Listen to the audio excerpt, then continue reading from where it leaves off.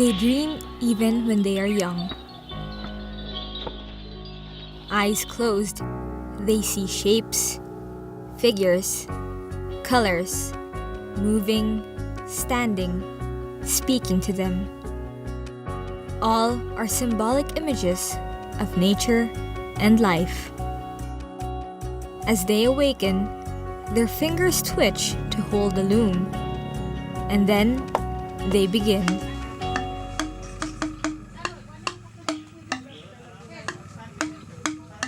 The famed dreamweavers of Lake Cebu crisscross abaca threads in an intricate manner to produce their most iconic artifact, the tinalak. Inspired by pictures in their unconscious states, Tiboli women are able to weave unique designs representative of the people's wealthy culture. But even with eyes open, the place where these artists reside evokes a dream. Asleep or awake, the imagery found in Lake Cebu inspires and awes its dreamweavers and visitors. To visit is to walk, sail, and fly through a dream.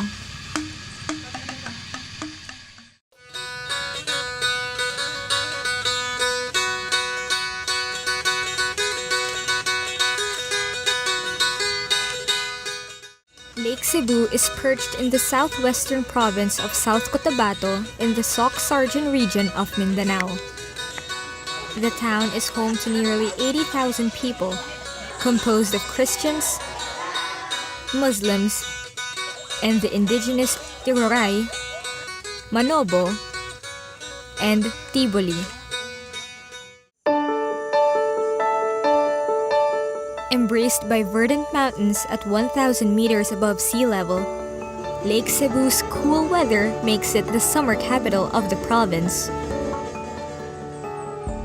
3 lakes can be found in the municipality: Lake Celoton, Lake Lahit, and Lake Cebu, its namesake and the largest of the 3. A natural lake that spreads across 354 hectares, it is considered one of the country's most important watersheds, supplying irrigation to the provinces of Sultan Kudarat and South Cotabato. The lake and its surroundings are regarded as the ancestral domain of the Tiboli, the land's traditional dwellers.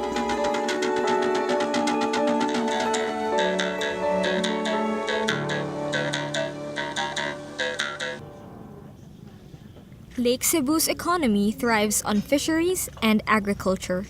Tilapia production make up a large portion of its aquatic resources, while corn, rice, and abaca are its major crops. Small-scale and cottage industries also produce rattan and wood furniture, brass sculptures and accessories, and the famous tinalak cloth. With a forest area of nearly 55,000 hectares, Lake Cebu is home to rivers, waterfalls, caves, and an array of exotic flora and fauna. Measures have been made in ensuring the environment's protection and preservation, as well as the people's culture and heritage. Lake Cebu, perhaps best known for its woven tinalak fabrics and the lake that bears its name, is also home to 7 waterfalls, each bearing its own majesty and allure. The falls, located in the village of Celoton, come in varying heights and originate from Lake Cebu and Lake Celoton. The falls, or hikong in the local dialect, can be accessed by land or viewed by zipping by them.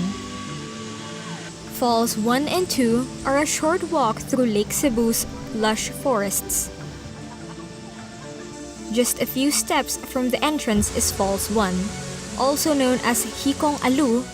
The waterfall stands at 35 feet and crashes onto a wide river teeming with fish.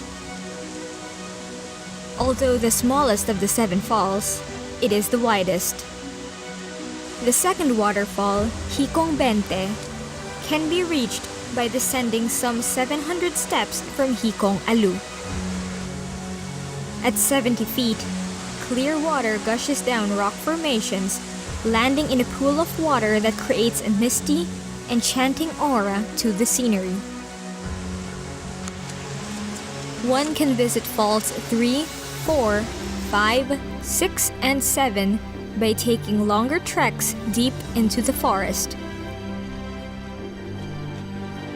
But if time is of the essence, visitors can view 3 of the 7 falls from a different angle. Host to one of the highest zip lines in Southeast Asia, Lake Cebu offers 2 connecting lines that offer a bird's eye view of Hikong Bente, Hikong Blebel, and Hikong Lowig. The ride starts at the top of a landing 200 meters high. The first line runs at 740 meters, while the second at 420. Glide above the forest's canopy while marveling at the view below. These waterfalls, tucked amid thick greenery, have long been Lake Cebu's hidden secrets. With a dense concentration of waterfalls in the area, one can journey through rice fields, springs, trees, and over bamboo bridges to reach Tildan Kining Falls. A small waterfall consisting of 5 cascades of water flowing down 2 tiers. The stream below is littered with boulders where visitors can relax. Its name is a Tiboli word for cool and hot water, although those who've dipped their feet say that the temperature is more of the former. In the village of Kangko, another trek through rough terrain will bring you to Mahil Falls. Known as the Twin Falls for the 2 levels of surging water that drops into a clear basin, guests are very much welcome to swim in its refreshing depths. Lake Cebu's forest biome is replete with exotic plant and animal life. Over at the village of Limbila, the Kofnit Cave was recently opened as a tourist destination.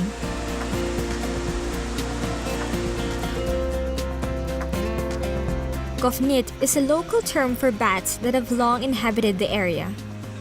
Filled with limestone stalagmites, stalactites, flowstones, soda straws, and cave columns, Kofnit Cave is a living ecosystem that shelters a subterranean river and various wildlife.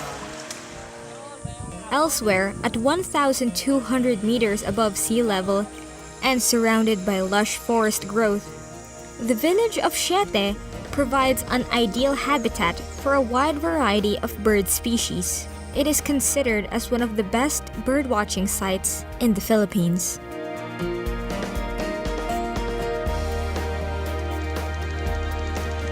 However, a trip to Lake Cebu will not be complete without cruising through the body of water the town is named after. Slice through the lake's placid waters in a Tiboli canoe and watch the ripples break the sky's reflection as you enter a realm of wild lotuses.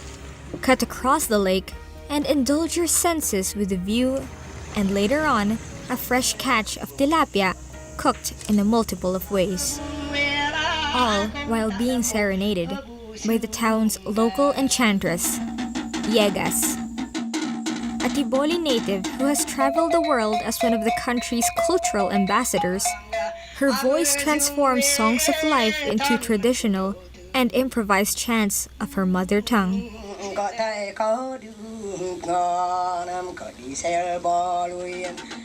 When she dances, her body flows much like the water that surrounds her.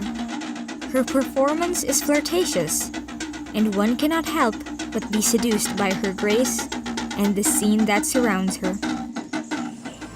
As the afternoon winds down, A cool breeze sends a symphony through one's soul. The senses align and feel at peace. Along the lakeshore are a number of resorts for guests who might want to spend a few days to take in more of Lake Cebu's offerings. Choose from the Seven Falls Resort, Dolores Lake Resort, Mountain Lake Eco Resort, Sunrise Garden Resort, or the Mountain Log Resort. Situated at various points around the lake, guests are treated with a beautiful panorama no matter where they choose to stay. For the hungry traveler, each resort has its own special twist on the humble tilapia. From ceviche to the sour sinigang soup, to the crispy chicharon fries, and the iconic sizzling sisig. For a more intimate dining experience, Bob Nawong offers a gastronomic treat of local and international cuisine that includes pizza and coffee thickly laden with milk. Bob Nawong is not a person's name as many would think, but is derived from the traditional name of the place where the restaurant is located. Bob means pond, while Nawong comes from the word awong, a traditional Tiboli boat. But more than just the culinary treat and the natural wonders that can be explored in Lake Cebu, the best experience can be had by getting to know the Tiboli culture. Among the indigenous peoples of the region, the Tibolis, then known as the Taubili or Tagabili, are highlanders who've thrived in the area for centuries. Local myth and folklore accounts describe their descendants as survivors of a great flood who were saved by their deity, Duata. It is said that two couples, La Kagef and Tamfiles, and La Bebe and La Lomi, rode through the flood on a bamboo vessel until the waters receded, upon which they proceeded on separate paths.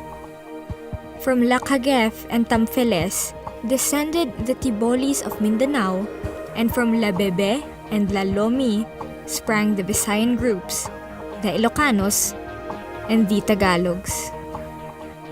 The descendants of La Kagef and Tamfiles were said to be untainted by Christian or Islamic influences, and remains to be so to this day. In the Tiboli School of Living Traditions, basic education is offered alongside indigenous education, where students are taught about their unique culture and history. The school teaches traditional folk dancing, music, such as playing the kubing, kulintang, and hegelung, a two-string guitar.